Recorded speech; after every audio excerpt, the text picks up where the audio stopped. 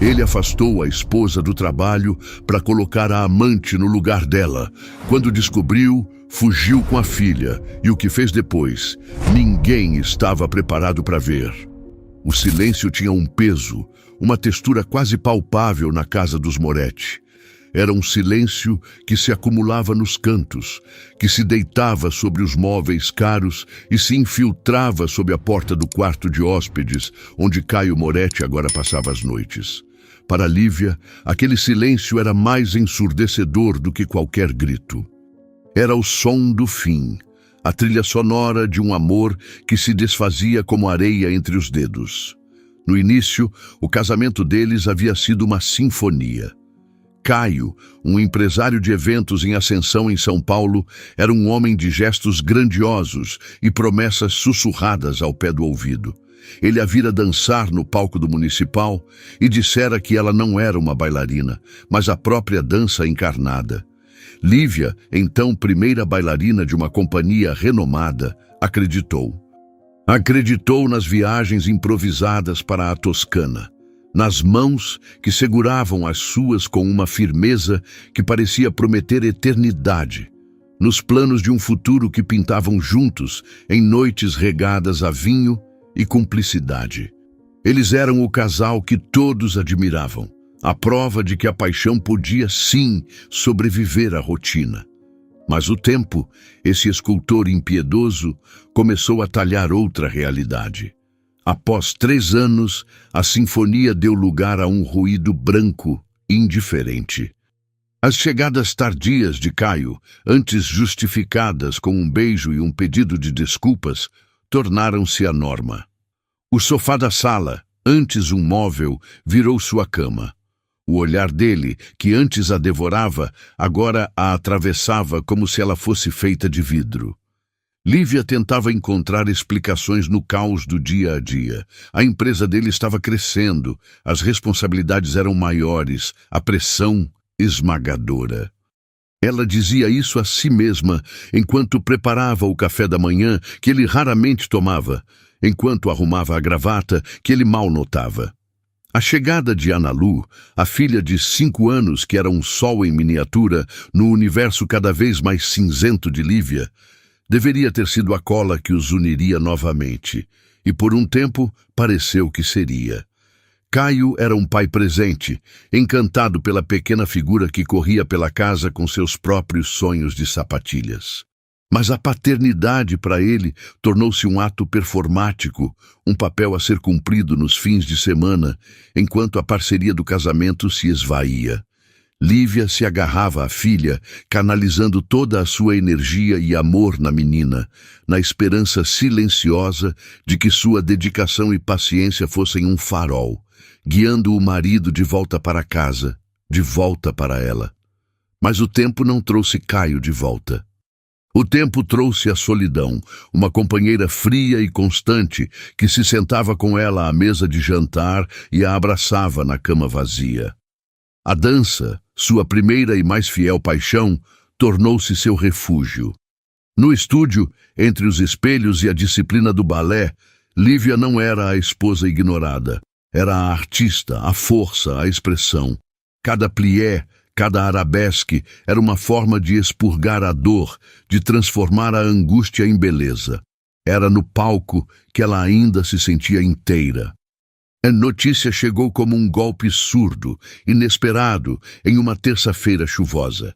O diretor da companhia a chamou em sua sala, o rosto uma máscara de desconforto profissional. Ele falou sobre renovação, sobre novas energias, sobre a necessidade de dar espaço a talentos emergentes. E então o nome foi pronunciado, Marina Duarte. O nome caiu no ar e pairou ali venenoso. Marina, uma ex-namorada de Caio, uma sombra do passado que Lívia acreditava ter se dissipado. Ela seria a nova primeira bailarina. Lívia sentiu o chão desaparecer.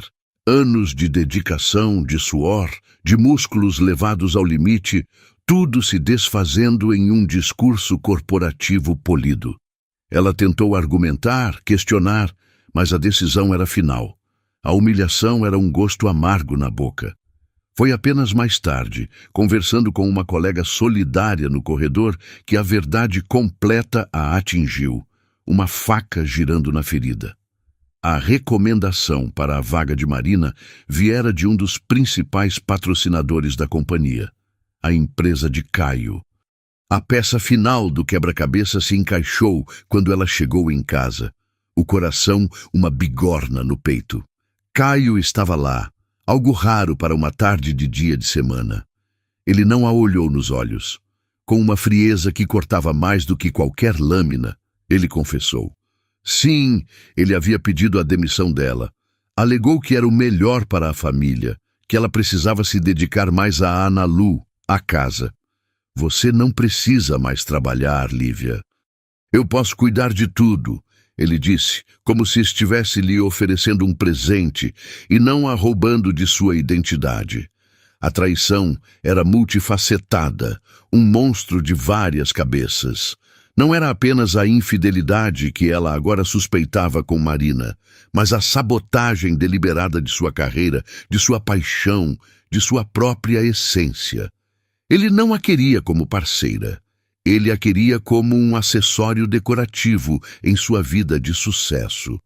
A anulação era o projeto dele. Naquela mesma noite, o mundo digital esfregou sal na ferida. Uma foto no perfil de Marina, postada horas antes, a mostrava sorrindo, radiante. No pescoço dela, um colar de diamantes delicado, uma peça única que Lívia reconheceu instantaneamente. Era o mesmo colar que Caio lhe dera no último aniversário de casamento, a joia que ele dissera ter sido desenhada exclusivamente para ela. Ali estava, no pescoço da mulher que roubara seu lugar no palco e, como agora ficava claro, seu lugar na vida do marido. O ar tornou-se rarefeito. Cada objeto naquela casa parecia zombar dela. Cada memória era agora uma mentira. O sonho havia se tornado um pesadelo claustrofóbico. Ela olhou para o rosto adormecido de Analu, tão sereno e inconsciente da tempestade que desabava sobre a mãe. E naquele momento, uma clareza cortante atravessou a névoa de dor e desespero. Ficar não era uma opção. Ficar era morrer um pouco a cada dia. Ela não sabia para onde iria, nem como faria, mas sabia que precisava sair. Precisava pegar sua filha e sua dignidade estilhaçada e fugir daquela casa construída sobre mentiras, antes que o silêncio finalmente a sufocasse. A decisão, uma vez tomada, trouxe uma estranha calma. Era a calmaria no olho do furacão, o momento de foco antes da ação inevitável. Ela começou a arrumar uma mala, em silêncio, movendo-se como uma sombra em sua própria casa. Cada peça de roupa de Analu, cada brinquedo, era um lembrete do que estava em jogo. Ela não estava apenas fugindo, estava lutando para salvar o futuro de sua filha de ser criado na sombra daquela disfunção. Ela pegou suas economias, os documentos e a chave do carro. Um último olhar para o quarto, para a vida que estava deixando para trás. Não havia tristeza, apenas uma resolução fria. A bailarina estava ferida, mas a mulher estava prestes a encontrar uma força que não sabia possuir. A estrada à noite era uma fita escura e solitária, cortada apenas pelo facho de luz dos faróis do carro. A chuva fina que caíra sobre São Paulo transformava o asfalto em um espelho negro, refletindo as luzes da cidade que ficavam para trás, cada vez menores, como estrelas morrendo. No banco de trás, Analu dormia, alheia à fuga da mãe, o rosto sereno embalado pelo movimento suave do veículo. Para Lívia, cada quilômetro percorrido era uma pequena vitória, um passo para longe da asfixia daquela casa, daquele casamento. A adrenalina da decisão ainda pulsava em suas veias, uma mistura de medo e uma estranha, selvagem euforia de libertação. Ela dirigia sem um destino certo, apenas com a certeza de que precisava de distância, de ar puro para respirar, de um lugar onde o silêncio não fosse sinônimo de abandono. Seus pensamentos eram um turbilhão, revivendo a frieza no olhar de Caio, a imagem do colar no pescoço de Marina, a demissão humilhante. A dor era uma presença física, uma pontada aguda no peito que a fazia prender a respiração. Foi nesse instante de distração, uma fração de segundo, em que as lágrimas embaçaram sua visão e a dor se tornou insuportável, que o mundo se inclinou. Um carro vindo na direção contrária, desgovernado pela pista molhada, rodopiou. Lívia girou o volante instintivamente, uma manobra desesperada para proteger o lado onde a filha dormia. O som do metal se contorcendo foi seco, brutal. O carro dela foi jogado para o acostamento, parando com um solavanco violento contra uma pequena mureta de contenção. O silêncio que se seguiu foi diferente. Não era o silêncio pesado da indiferença, mas o silêncio agudo do choque, pontuado pelo choro assustado de Analu que ecoou no habitáculo. Lívia se virou, o corpo protestando com uma dor lancinante na perna esquerda. "Mamãe?" A voz da menina era um fio trêmulo na escuridão. "Está tudo bem, meu amor. A mamãe está aqui", ela respondeu, a voz rouca, enquanto lutava para se soltar do cinto de segurança. A dor na perna era intensa, mas o alívio ao ver que Analu estava apenas assustada, sem um arranhão, sobrepôs-se a tudo. As luzes de outros carros parando, as sirenes se aproximando, tudo parecia distante, abafado. No hospital, o cheiro de antisséptico e a iluminação fria eram a antítese de tudo o que ela desejava. O diagnóstico foi um acidente leve, como disseram. Mas as consequências para ela eram profundas.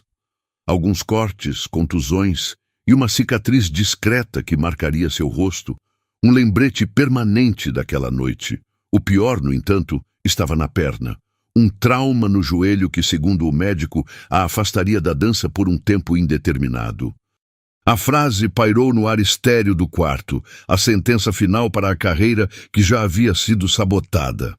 Ela, que se comunicava com o corpo, estava agora aprisionada por ele. Foi nesse cenário de vulnerabilidade absoluta que Caio apareceu. Ele entrou no quarto como um furacão de remorso calculado, os olhos vermelhos, o rosto contorcido em uma máscara de desespero que Lívia já não sabia mais se era genuína. Ele chorou.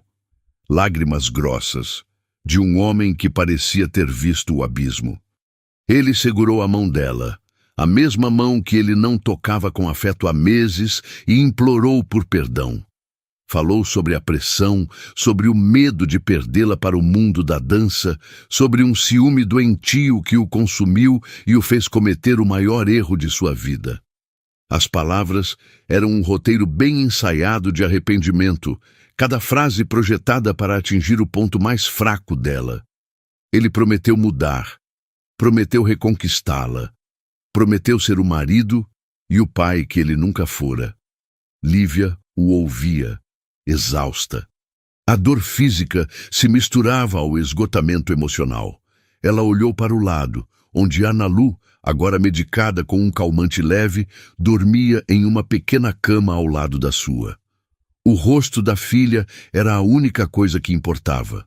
Onde ela iria com uma criança pequena, sem emprego, com a perna machucada e a alma em frangalhos? A fuga impulsiva agora se revelava em toda a sua imprudência. A razão, fria e pragmática, dizia que ela não tinha escolha. O mundo lá fora era assustador, e Caio, apesar de tudo, ainda representava uma segurança material, um porto conhecido em meio à tempestade. Ela estava encurralada, não por ele, mas pelas circunstâncias que ele mesmo criara. Uma última chance. As palavras se formaram em sua mente, não como um ato de perdão, mas como uma estratégia de sobrevivência. Ela o olhou, os olhos secos, a voz firme apesar da fraqueza. 1 ano, Caio, ela disse, e o som de sua própria voz a surpreendeu pela força. Você tem 1 ano. Se em 1 ano você continuar sendo o mesmo homem, se essa mudança for apenas mais uma de suas performances, eu mesma vou te entregar os papéis do divórcio. E dessa vez, nada vai me impedir de ir embora. O retorno para casa Foi a capitulação mais amarga de sua vida. Cada passo manco, apoiada em uma muleta, era um lembrete de sua derrota. A casa, que dias antes era uma prisão da qual ela tentara escapar, agora era seu hospital e seu cativeiro. Mas algo havia mudado dentro dela. A vulnerabilidade do acidente havia forjado uma nova resolução. Ela não estava voltando como a esposa que esperava passivamente pelo amor do marido. Estava voltando como uma observadora, uma juíza silenciosa em seu próprio lar. Naquela noite, enquanto Caio a ajudava a se deitar, a ajeitava os travesseiros com um cuidado que parecia ensaiado, Lívia puxou Analu para perto. A menina, com a intuição pura das crianças, sentiu a tensão no ar. Em um sussurro, para que apenas a filha ouvisse, Lívia selou um pacto. "Nós vamos dar um tempo para o papai, meu amor", ela disse, acariciando os cabelos da filha. "Vamos ver se o coração dele volta a ser bom. Se ele voltar a ser o nosso papai de antes, nós ficamos. Se não, nós duas vamos encontrar um lugar novo para dançar, só nós duas." Analu não entendeu a profundidade daquelas palavras, mas entendeu o acordo. Ela assentiu, os olhos grandes e sérios, e abraçou a mãe com força. Era um pacto secreto, uma aliança silenciosa entre mãe e filha contra a incerteza do futuro. O cronômetro havia sido acionado. 1 ano. 365 dias para um homem provar que uma alma pode ser redimida, ou para uma mulher reunir as forças necessárias para finalmente aprender a voar sozinha. O início do pacto foi marcado por uma performance de redenção quase impecável. Caio Moretti, o homem que havia se tornado um estranho em sua própria casa, agora se esforçava para ser onipresente. Ele acordava mais cedo, e o cheiro de café fresco, não preparado pelas mãos de Lívia, preenchia a cozinha. Ele aparecia com flores, não as orquídeas raras e impessoais que costumava mandar por um assistente, mas as margaridas e gérberas que ela amava, compradas por ele mesmo em uma floricultura de bairro.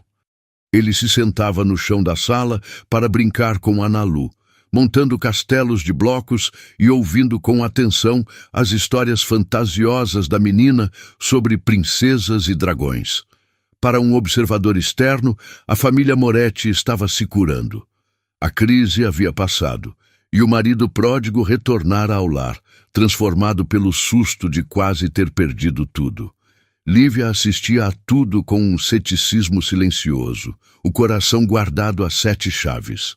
Cada gesto de Caio era meticulosamente analisado. Era genuíno ou apenas mais uma cena de um longo espetáculo? Ela queria acreditar por Analu, por aquele fiapo de memória do homem por quem um dia se apaixonara. Mas a confiança, uma vez quebrada, é como um vaso de cristal estilhaçado. Mesmo que se colhem os cacos, as rachaduras estarão sempre lá, visíveis sob a luz certa. A fisioterapia era um processo lento e doloroso. Cada movimento para recuperar a flexibilidade do joelho era uma batalha contra a dor e a frustração. A dança, que antes era sua libertação, agora era uma memória agridoce, um fantasma que a assombrava nos espelhos da clínica de reabilitação. Caio a acompanhava nas primeiras sessões, a personificação do marido devotado, segurando sua mão e oferecendo palavras de incentivo. Mas, com o passar das semanas, a performance começou a vacilar. As reuniões de trabalho voltaram a se estender até tarde da noite. Os jantares em família foram sendo substituídos por eventos importantes com clientes. O trânsito de São Paulo, essa desculpa onipresente e conveniente, tornou-se novamente o culpado pelas suas ausências. O celular, que antes ele deixava displicentemente sobre a mesa, agora vivia no bolso, com a tela virada para baixo, vibrando em silêncio. Eram pequenas fissuras na fachada de homem arrependido, mas para Lívia elas eram como cânions se abrindo. O silêncio estava voltando, Não o silêncio pesado e hostil de antes, mas um silêncio diferente, mais insidioso, preenchido por desculpas polidas e uma cordialidade vazia. O coração dela, que ela tentara manter aberto a uma possibilidade de reconciliação, começou a se fechar novamente, camada por camada, como uma flor se protegendo do frio iminente. A virada sutil, o momento em que a esperança finalmente cedeu lugar à resignação, não aconteceu com um estrondo, mas com um sussurro. Foi durante um evento de dança beneficente organizado por uma antiga colega. Lívia, ainda se recuperando, decidiu ir. Precisava respirar o ar do seu mundo, mesmo que fosse apenas da plateia. Caio, surpreendentemente, se ofereceu para acompanhá-la. Sentada no veludo escuro do teatro, assistindo aos bailarinos se moverem sob as luzes, uma nostalgia dolorosa a invadiu. Durante o intervalo, no foyer lotado, uma voz familiar a chamou. Lívia! Lívia Campos! Ela se virou e deu de cara com um rosto do passado, um rosto que trazia consigo o calor e a simplicidade da infância. Rafael Tavares. Eles haviam crescido juntos em uma cidade do interior, compartilhando sonhos e segredos de adolescentes antes que a vida os levasse para caminhos diferentes. Ele agora era dono de uma respeitada escola de artes em Campinas, um refúgio para jovens talentos. O reencontro foi um oásis inesperado no deserto emocional de Lívia. Rafael a olhava com uma gentileza que não pedia nada em troca, seus olhos expressando uma preocupação genuína ao notar sua dificuldade para se mover. Ele não a via como a esposa de um empresário poderoso ou como uma bailarina afastada, mas simplesmente como Lívia, a amiga de infância. A conversa fluiu com uma facilidade que ela não experimentava há anos.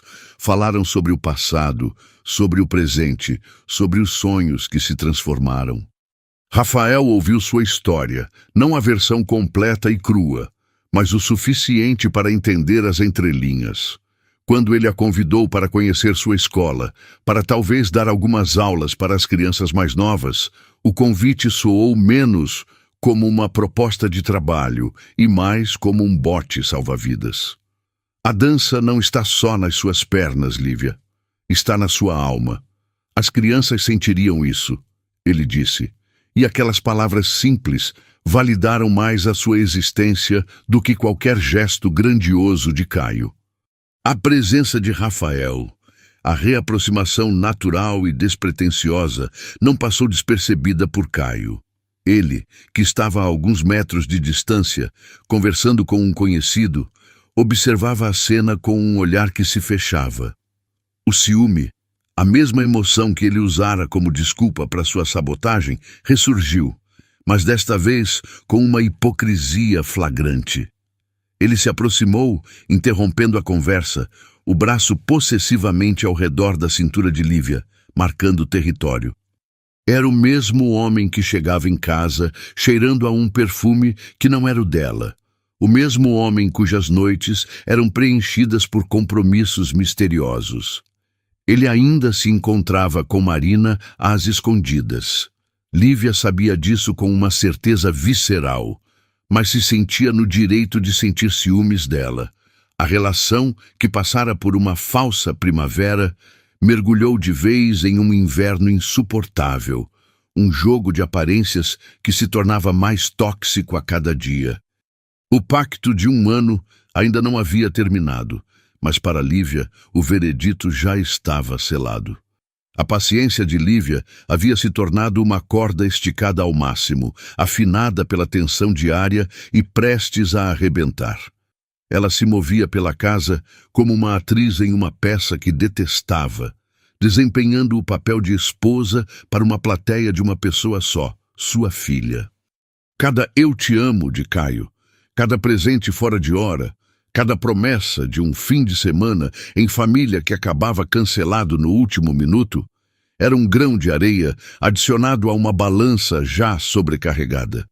Ela contava os dias, não com a esperança de que ele mudasse, mas com a determinação de quem espera o fim de uma sentença. A comunicação com Rafael se tornara uma lufada de ar fresco em sua vida sufocante.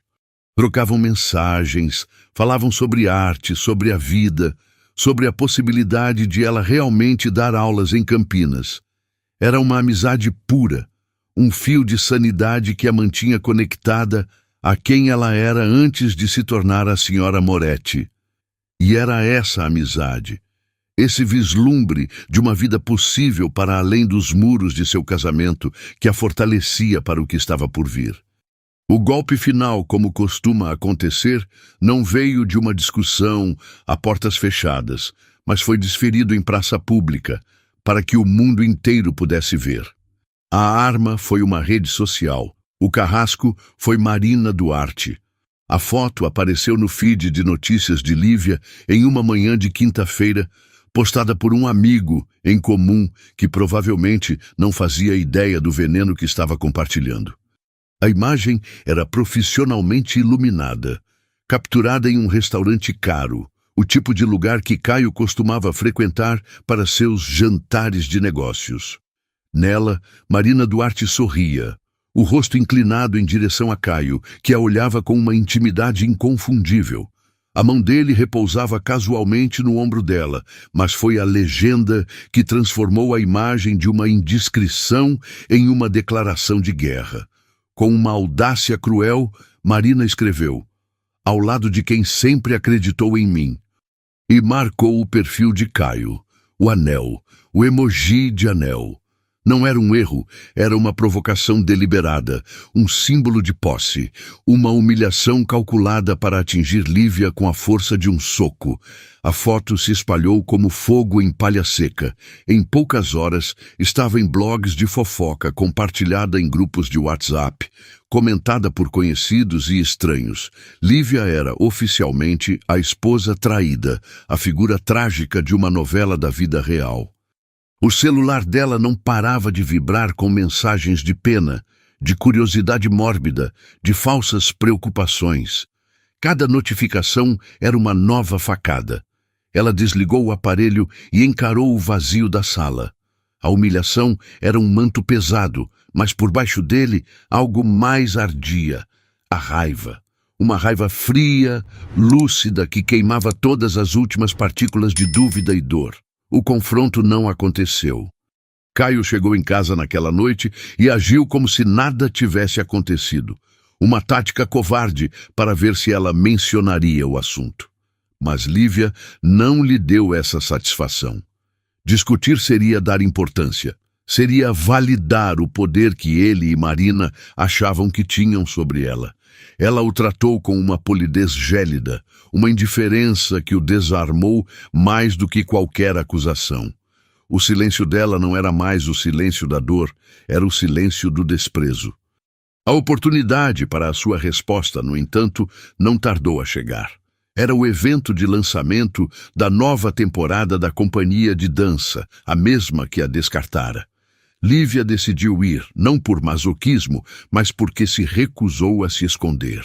Acompanhada de uma amiga, ela entrou no salão de cabeça erguida, a perna ainda um pouco rígida, mas a postura impecável.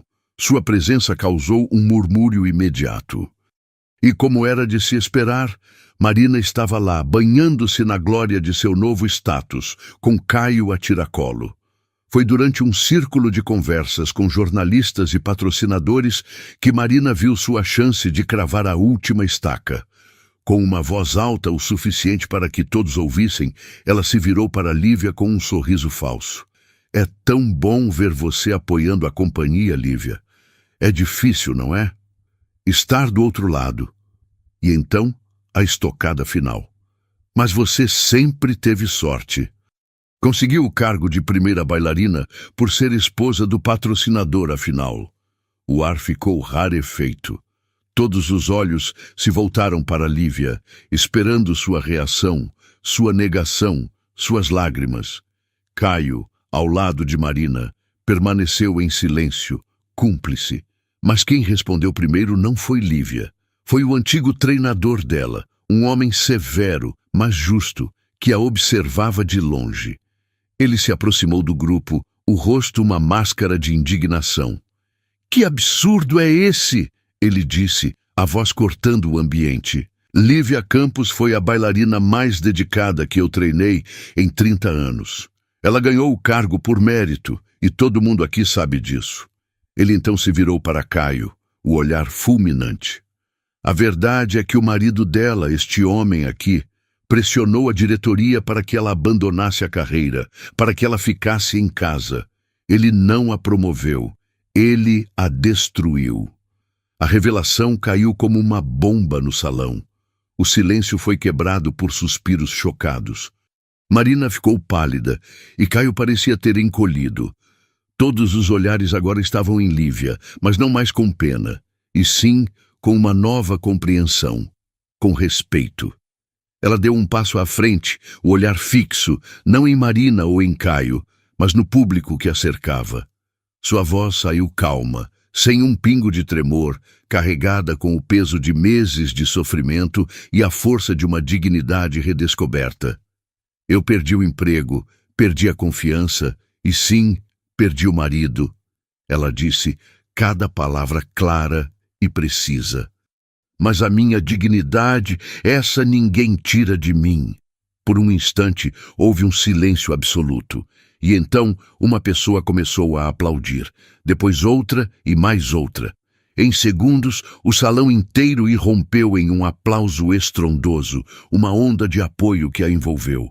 Era uma ovação de pé, não para a bailarina, mas para a mulher que, humilhada publicamente, se recusou a ser uma vítima e encontrou sua voz. Naquele momento, sob os olhares de todos, Lívia não era mais a esposa traída. Ela era a protagonista de sua própria história, e o ato final estava apenas começando. O som dos aplausos ainda ecoava em sua mente quando Lívia deixou o evento, sem olhar para trás. Ela não precisava ver o rosto de Caio ou a expressão de Marina para saber que a dinâmica do poder havia mudado irrevogavelmente. Aquela noite não fora um fim, mas um batismo de fogo, a forja de uma nova identidade. No dia seguinte, com a mesma determinação silenciosa com que um dia arrumara as malas para fugir, ela fez uma ligação para Rafael Tavares. "A sua proposta ainda está de pé?" ela perguntou, a voz firme, sem hesitação. A resposta dele foi imediata e calorosa. A porta que ele havia aberto para ela não era apenas uma oportunidade profissional, era uma saída de emergência que agora ela estava pronta para usar. A mudança para Campinas foi rápida, quase cirúrgica. Lívia não queria um divórcio litigioso, não queria mais batalhas públicas. Ela queria paz. Deixou para trás a casa luxuosa, os móveis caros, o passado. Levou consigo apenas suas roupas, alguns objetos de valor sentimental e, o mais importante, Ana Lu. Para a menina, a mudança foi apresentada como uma aventura. Uma nova cidade para explorar, uma nova escola com um grande estúdio de dança onde a mamãe voltaria a ensinar. A alegria genuína de Ana Lu ao saber que ficaria mais perto do tio Rafa foi a confirmação final de que Lívia estava no caminho certo. A vida em Campinas era o antídoto para o veneno de São Paulo. A Escola de Artes de Rafael era um lugar vibrante, cheio de energia criativa, onde o talento era nutrido com respeito e paixão. Lívia começou dando aulas para as turmas infantis. Sua perna ainda não permitia os saltos e giros complexos do balé profissional, mas sua alma de bailarina estava intacta. Ela ensinava com o corpo, com a voz, com o olhar. Transmitia para as crianças não apenas a técnica, mas o amor pela arte, a disciplina que fortalece o corpo e o espírito. Os alunos a adoravam. Ela não era a ex-primeira bailarina, a mulher de um escândalo. Era a tia Lívia, a professora que os fazia acreditar que podiam voar. Rafael deu-lhe total liberdade criativa. Vendo o brilho retornar aos olhos dela, ele a incentivou a ir além das aulas. "Por que você não cria uma coreografia para o nosso espetáculo de fim de ano?" ele sugeriu. A princípio, ela hesitou. Coreografar era se expor, era colocar sua visão no palco para ser julgada. Mas o ambiente de apoio na escola era tão diferente da competitividade predatória de sua antiga companhia que ela aceitou o desafio. Mergulhou no trabalho, passando noites em claro no estúdio, desenhando movimentos, escolhendo músicas, transformando suas experiências, sua dor e sua redescoberta em dança. O resultado foi um espetáculo que cativou a cidade. A imprensa local, e depois a da capital, começou a falar sobre a coreógrafa revelação de Campinas. O nome de Lívia Campos, que havia sido arrastado na lama da fofoca, agora voltava a ser destaque nos cadernos de cultura, associado a talento, inovação e resiliência. Enquanto a estrela de Lívia ascendia, a de Caio Moretti começava a declinar. O escândalo no evento da companhia de dança tivera repercussões. A imagem de homem íntegro e poderoso que ele tanto cultivara fora manchada. Alguns clientes, especialmente aqueles de marcas com forte apelo ao público feminino, começaram a se afastar discretamente. Contratos foram cancelados, projetos foram adiados. A arrogância que o levara ao topo era a mesma que agora acelerava sua queda. Ele se tornara um passivo, um nome associado a um tipo de comportamento que o mundo corporativo moderno estava cada vez menos disposto a tolerar. Marina, a amante troféu, revelou-se um investimento pobre. Sua presença ao lado dele era um lembrete constante do escândalo, e sua carreira como primeira bailarina, construída sobre a sabotagem de outra, nunca decolou de verdade. Faltava-lhe o carisma, a profundidade artística que Lívia possuía. Sem o poder e o prestígio de Caio para impulsioná-la, ela era apenas mais uma bailarina tecnicamente competente, mas sem alma. A empresa de Caio, antes um império de eventos de luxo, entrou em uma crise silenciosa, mas profunda. Ele, que um dia se sentira o mestre do universo, agora se via perdendo o controle, assistindo impotente ao desmoronamento de tudo o que construíra. Foi nesse cenário de decadência que ele viu uma reportagem na televisão. Era um programa cultural de prestígio e a matéria principal era sobre o novo fenômeno da dança contemporânea. E lá estava ela, Lívia, sendo entrevistada, falando com uma eloquência e uma confiança que ele nunca vira. Imagens do espetáculo dela eram exibidas, a beleza dos movimentos, a emoção que transbordava do palco. Ela estava radiante, mais bonita e mais viva do que ele jamais a vira. O sucesso dela era um espelho que refletia o seu próprio fracasso. O homem que um dia decretara que ela deveria abandonar a carreira para cuidar da casa, agora assistia ao triunfo dela pela tela da TV, em sua sala de estar vazia e silenciosa. Um desespero tardio o atingiu. Ele tentou ligar. O número dela havia mudado. Ele dirigiu até Campinas. Apareceu na porta da escola de artes, uma figura patética com um buquê de flores murchas. Rafael o interceptou na entrada, com uma calma firme. Ela não quer falar com você, Caio. O tempo de vocês acabou. Por favor, respeite a nova vida dela.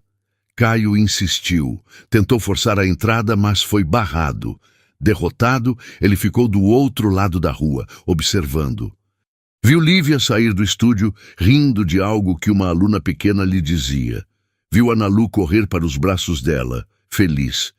E viu Rafael se aproximar das duas, não como um intruso, mas como parte daquela nova e completa paisagem familiar. O homem que achava que tinha tudo e que abrira mão do que realmente importava, percebeu, tarde demais, que agora não tinha absolutamente nada. A paz era um sentimento que Lívia quase não reconhecia mais. Por anos, sua vida emocional fora um campo de batalha, uma sucessão de esperas ansiosas, decepções agudas e uma solidão ruidosa. A paz, ela descobriu, não era a ausência de problemas, mas a presença de si mesma. Era acordar de manhã e o primeiro pensamento não ser de angústia. Era olhar para a filha e sentir uma alegria pura, não tingida pelo medo do futuro. Era caminhar, sem o peso constante de uma performance, a de ser a esposa perfeita, a mãe perfeita, a mulher que aguentava tudo em silêncio. Em Campinas, ao lado de Rafael, a paz se tornou sua nova rotina. Ele era a antítese de Caio. Sua força não vinha da ostentação ou do controle, mas de uma autoconfiança serena que não precisava diminuir ninguém para se afirmar. Ele nunca a tratou como uma mulher quebrada que precisava ser consertada, mas como uma artista completa que precisava de espaço para florescer. A parceria deles foi construída lentamente, sobre a fundação sólida da amizade. Começou com conversas no final do dia no estúdio, com jantares simples em que Ana Lu contava animadamente sobre seu dia, com passeios no parque aos domingos. Rafael não tentou preencher o vazio que Caio deixara. Ele simplesmente ajudou Lívia a descobrir que ela mesma era capaz de preencher qualquer vazio. A declaração de amor, quando veio, foi tão natural quanto o nascer do sol. Eles estavam na varanda da pequena casa que Lívia alugara, observando as estrelas depois que Ana Lu já dormia. O silêncio entre eles era confortável, um silêncio de comunhão, não de ausência. Foi Rafael quem o quebrou, a voz baixa, mas firme. Você não precisa de um homem para te completar, Lívia. Você é a pessoa mais completa que eu conheço, ele disse, virando-se para ela. Mas se um dia você quiser um parceiro para caminhar ao seu lado, para aplaudir seus voos e te segurar se você tropeçar, eu estou aqui. Não havia pressão em suas palavras. Não havia a urgência da conquista. Era uma oferta, um convite. E Lívia, pela primeira vez em muito tempo, sentiu seu coração se abrir sem medo. O amor que surgiu entre eles não foi a paixão febril e avassaladora do início de seu casamento com Caio, um fogo que consumia tudo e rapidamente se apagava. Era uma chama constante, quente e acolhedora, um amor construído na admiração mútua, no respeito e na cumplicidade. Ana Lu, com a sabedoria intuitiva das crianças, percebeu a mudança. Ela via a forma como Rafael olhava para sua mãe, com um carinho que ia além da amizade. Ele se tornara uma presença constante e feliz em suas vidas. O tio Rafa, que a ensinava a desenhar, que contava as melhores histórias e que fazia sua mãe sorrir de um jeito que ela não sorria há muito, muito tempo. O casamento foi a celebração dessa paz encontrada. Não houve uma grande festa, não houve centenas de convidados ou a ostentação que marcara sua união com Caio. Foi uma cerimônia simples, ao pôr do sol, em uma praia tranquila que eles amavam. Os únicos convidados eram um punhado de amigos íntimos e a família. Lívia usava um vestido leve, que dançava com a brisa do mar. Rafael a esperava no altar improvisado na areia, o olhar repleto de um amor calmo e profundo. O momento mais emocionante, no entanto, foi quando Ana Lu, com uma coroa de flores nos cabelos, caminhou até eles, carregando as alianças em uma pequena concha. Ela entregou os anéis com uma seriedade solene e depois abraçou os dois, formando um círculo de afeto que selava não apenas a união de um casal, mas a formação de uma família. Enquanto Rafael colocava o anel em seu dedo, Lívia não sentia o peso de uma promessa, mas a leveza de uma escolha. Ela estava escolhendo um parceiro, não um salvador. Estava escolhendo a parceria, não a dependência. Estava escolhendo um amor que a incentivava a voar, não um que tentava cortar suas asas. Naquele momento, com o som das ondas como testemunha, ela entendeu que o verdadeiro amor não era sobre encontrar alguém que a completasse, mas sobre encontrar alguém com quem valesse a pena compartilhar sua inteireza. Enquanto Lívia celebrava o início de um novo capítulo, um envelope oficial chegava às mãos de Caio Moretti, em São Paulo. Ele estava em seu escritório, ou no que restara dele. A empresa, esvaziada de clientes e de prestígio, estava em processo de falência. Os móveis de design, antissímbolos de seu sucesso, agora pareciam apenas objetos caros em um mausoléu de ambição. Ele estava sozinho. Marina o deixara meses antes, assim que percebeu que o navio estava afundando, partindo em busca de outro patrocinador para seus sonhos de grandeza. Os amigos de negócios haviam se distanciado. Ele era um pária em seu próprio reino em ruínas. Com as mãos trêmulas, ele abriu o envelope. Dentro, os papéis do divórcio, assinados, finalizados. Era o fim oficial, a última conexão com a vida que ele mesmo destruíra. Naquele instante, olhando para a assinatura de Lívia no papel, uma clareza dolorosa o atingiu. Não era a perda da esposa que doía mais. Era a consciência do que ele realmente havia perdido. Ele perdera a mulher que o amara não por seu poder ou seu dinheiro, mas pelo homem que ele poderia ter sido. A mulher que acreditara nele quando nem ele mesmo acreditava. A parceira que ele sabotara por insegurança e egoísmo. Ele havia trocado um tesouro por uma imitação barata e, no fim, ficara sem nada. A solidão era o preço final e justo por suas escolhas. O palco era seu universo redescoberto. Sob as luzes quentes, o corpo de Lívia se movia com uma fluidez que transcendia a técnica.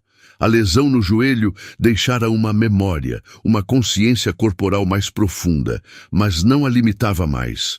Cada movimento era uma palavra, cada sequência uma frase, e a coreografia inteira, um poema sobre queda e renascimento.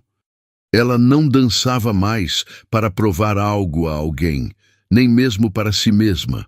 Dançava porque era a sua linguagem mais pura, a expressão de uma alma que havia atravessado o inferno e encontrado a paz do outro lado. Naquela noite, o teatro estava lotado.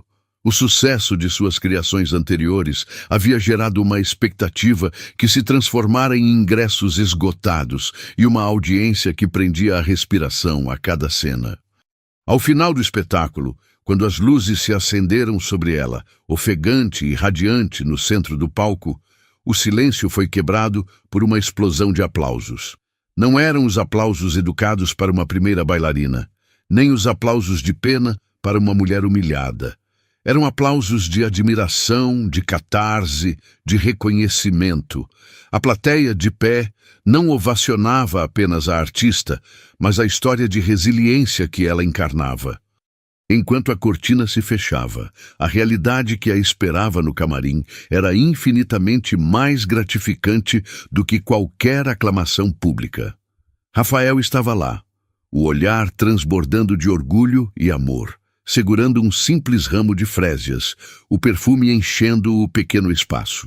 Ele não disse nada, apenas a abraçou, um abraço que comunicava tudo, mas foi a pequena figura que se soltou de sua mão e correu em direção a ela, que representava a verdadeira vitória.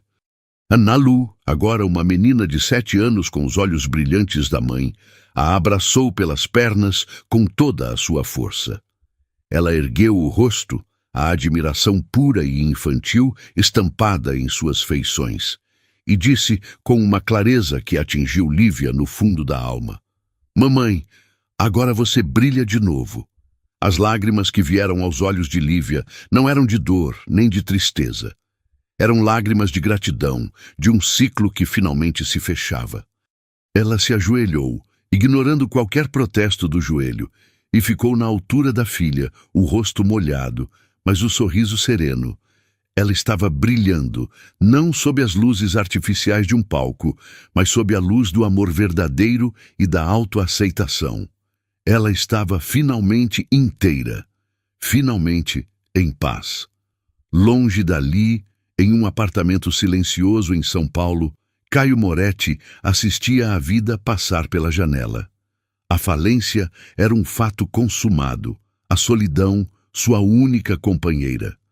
Ele via casais passeando na rua, pais brincando com seus filhos no parque, e cada cena de felicidade cotidiana era um lembrete agudo do que ele jogara fora. A imagem de Lívia, triunfante e em paz, assombrava seus pensamentos, não com raiva, mas com o peso melancólico do arrependimento. Tarde demais, ele compreendeu que o verdadeiro poder não estava em controlar o destino de alguém, mas em ter a coragem de caminhar ao lado, em igualdade. O amor que ele perdera não fora apenas o de uma esposa, fora o de uma mulher extraordinária que por um tempo acreditou que ele também poderia ser. Ele havia sido o arquiteto de sua própria ruína e agora teria a eternidade para viver nos escombros. Lívia, por sua vez, raramente pensava nele. Seu passado não era mais uma ferida aberta, mas uma cicatriz que contava uma história de sobrevivência. Uma história que ela transformara em arte. Naquela noite, depois de colocar Ana Lu para dormir, ela e Rafael caminharam em silêncio pela casa, a cumplicidade preenchendo o ar. Ela parou em frente a um grande espelho na sala, o mesmo que usava para ensaiar. Olhou seu reflexo, a mulher que a encarava de volta, e um pensamento final se cristalizou em sua mente, a mensagem definitiva de sua jornada, a verdade que ela agora carregava em cada fibra de seu ser. Alguns homens são construídos para tirar o chão debaixo dos nossos pés, para nos deixar em queda livre no vazio. Mas é precisamente nesse espaço, nesse abismo, onde não há nada para se segurar, que uma mulher aprende a dançar sozinha. E quando ela aprende, seu voo se torna imparável. O que você achou desta história? De 0 a 10, que nota você daria? Inscreva-se no canal e clique no sino para receber todas as nossas histórias. E aproveite para assistir mais uma história surpreendente clicando na tela. Obrigado e até a próxima.